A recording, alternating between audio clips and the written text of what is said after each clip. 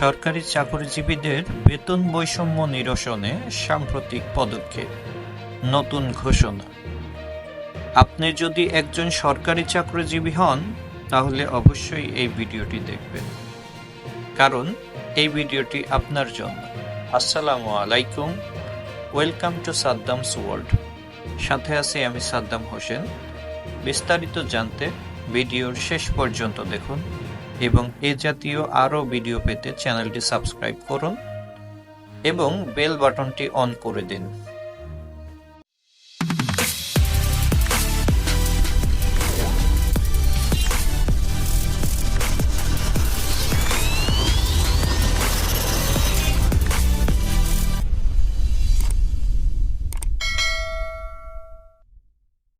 সরকারি চাকরিজীবীদের জন্য নতুন সুখবর এসেছে।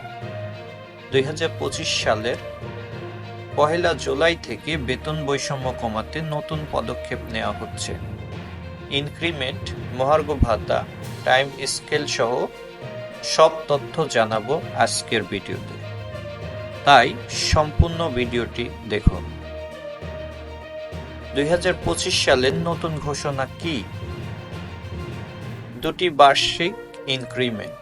সরকারি চাকরিজীবীরা বছরে 2টি ইনক্রিমেন্ট পাবেন, যা তাদের বেতন 10% বৃদ্ধি করবে। বেতন বৈষম্য নিরসনের নতুন ব্যবস্থা। 10ম ধাপের বেতন স্কেল নির্ধারণের পরিকল্পনা চলছে। পে কমিশনে কর্মচারী প্রতিনিধি রাখার দাবি উঠেছে। সরকারি কর্মচারীদের 7 দফা দাবি। সর্বাধিক আলোচিত দাবিগুলো হল: 1. 50% মহার্ঘ ভাতা প্রদান। 2. টাইম স্কেল ও সিলেকশন গ্রেড পুনর্বহাল। 3. রেশন ব্যবস্থা প্রবর্তন। 4. সকল পদে বেতন স্কেলের সমতা আনা। 5. অবসরের পর পূর্ণাঙ্গ পেনশন সুবিধা নিশ্চিত করা। সরকার কি এসব দাবি মেনে নেবে? এই দাবিগুলো নিয়ে সরকারের বিভিন্ন পর্যায়ে আলোচনা চলছে, তবে অর্থনৈতিক বাস্তবতার কারণে সব দাবি একসাথে বাস্তবায়ন করা সম্ভব হবে কিনা তা এখনো অনিশ্চিত।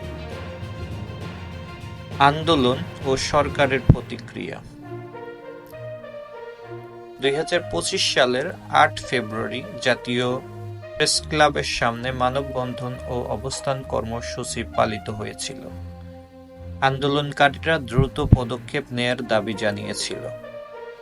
সরকারের দৃষ্টিভঙ্গি। সরকার ধাপে ধাপে এই বৈষম্য কমানোর পরিকল্পনা করছে।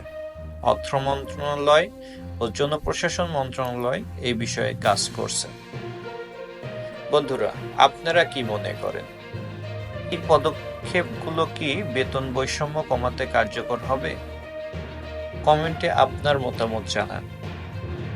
ভিডিওটি ভালো লাগলে লাইক, শেয়ার এবং চ্যানেলটি সাবস্ক্রাইব করুন। নতুন আপডেট পেতে বেল আইকনটি অন করে রাখুন। ধন্যবাদ। ইনশাআল্লাহ পরবর্তী ভিডিওতে আবার দেখা হবে।